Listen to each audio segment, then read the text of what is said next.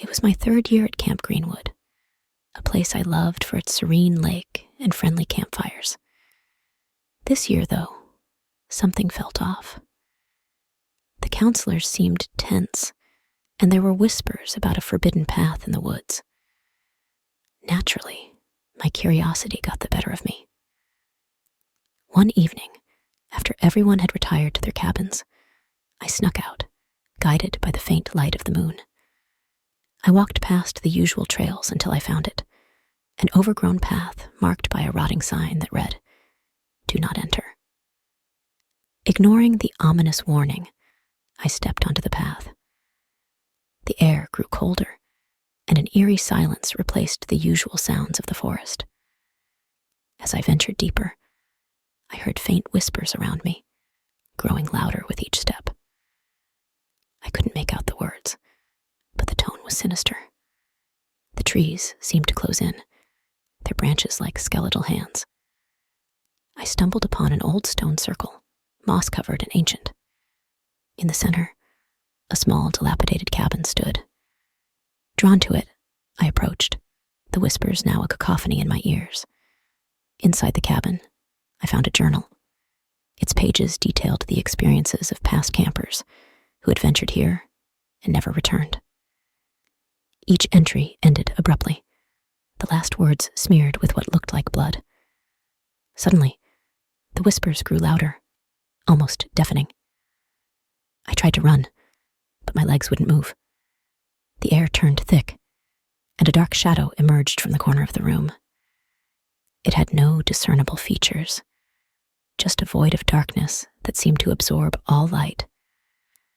I screamed as the shadow enveloped me, its cold tendrils wrapping around my body. In an instant, I was back at camp, lying on the ground near my cabin. My friends surrounded me, their faces pale with fear. They told me I had been missing for 3 days. I tried to explain, but the words wouldn't come out. The whispers still haunted my mind, and every night, I saw the shadow in my dreams.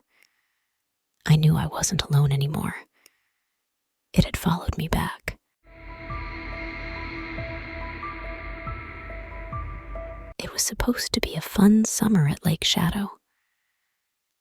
The counselors told us stories about the lake's history, but most of them were light-hearted campfire tales. One story, however, caught my attention: the legend of the cursed lake. They said the lake was home to spirits of those who had drowned there, cursed to pull others into its depths. I didn't believe in such nonsense until I experienced it myself. One night, unable to sleep, I took a walk to the lake. The moon was high, casting an eerie glow on the water. As I approached, I saw ripples in the otherwise still water. Curiosity got the better of me, and I leaned closer to the edge. That's when I saw them. Faces, pale and ghostly, just beneath the surface. They stared at me with hollow eyes, their mouths moving as if trying to speak. I stumbled back, my heart pounding, but I couldn't look away. An icy hand grabbed my ankle, pulling me towards the water. I screamed, but no sound came out. The lake seemed to come alive, its surface churning violently. I was dragged under, the cold water filling my lungs. Underwater, I saw the spirits clearly. They were the souls of campers and counselors who had disappeared over the years. They reached out to me, their faces twisted in agony.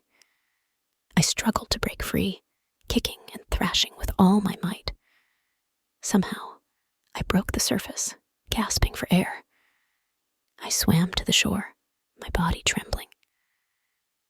When I looked back, the lake was calm again, as if nothing had happened.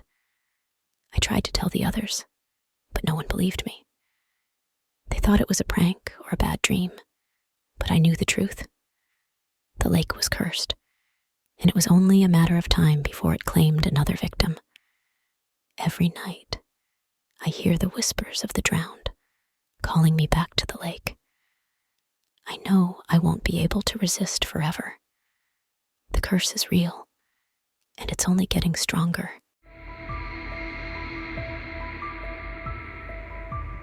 It was my first time at Camp Willow, and everything seemed perfect.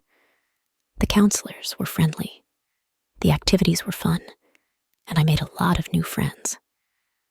But there was one cabin that no one talked about. It stood at the far edge of the camp, shrouded in shadows and mystery. One day, during a scavenger hunt, I found myself near that cabin. Curiosity gnawed at me, and I decided to take a closer look. The door creaked as I pushed it open, revealing a dusty, dimly lit interior. It was clear that no one had been inside for years. I wandered through the rooms, finding old photographs and forgotten belongings. In the back room, I found an old, leather-bound book. As I opened it, I felt a chill run down my spine. The pages were filled with strange symbols and dark incantations. I must have triggered something, because the temperature in the cabin dropped suddenly.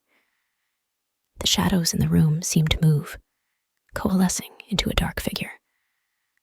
I tried to run, but the door slammed shut, trapping me inside. The figure approached, its form shifting and flickering. It whispered my name, its voice a chilling echo. I backed into a corner, my heart pounding in my chest. The air grew thick with the stench of decay, and I could feel my strength draining away. Just as I thought I was done for, the door burst open, and my friends rushed in. The dark figure vanished, leaving the room cold and empty. They had heard my screams and came to find me. We all fled the cabin, not daring to look back. Later, we told the counselors what had happened, but they just nodded grimly. They said the cabin was cursed, a remnant of a dark past best left forgotten. That night, I couldn't sleep. The experience had shaken me to my core. I kept hearing the whispers, seeing the shadows move out of the corner of my eye. I knew that whatever evil I had awakened was still out there, lurking in the darkness. The rest of the camp was a blur of fear and paranoia. Every shadow seemed to hold a threat, every whisper a warning. I knew that I would never be the same after that summer. The cabin in the shadows had changed me, and I would carry its curse forever.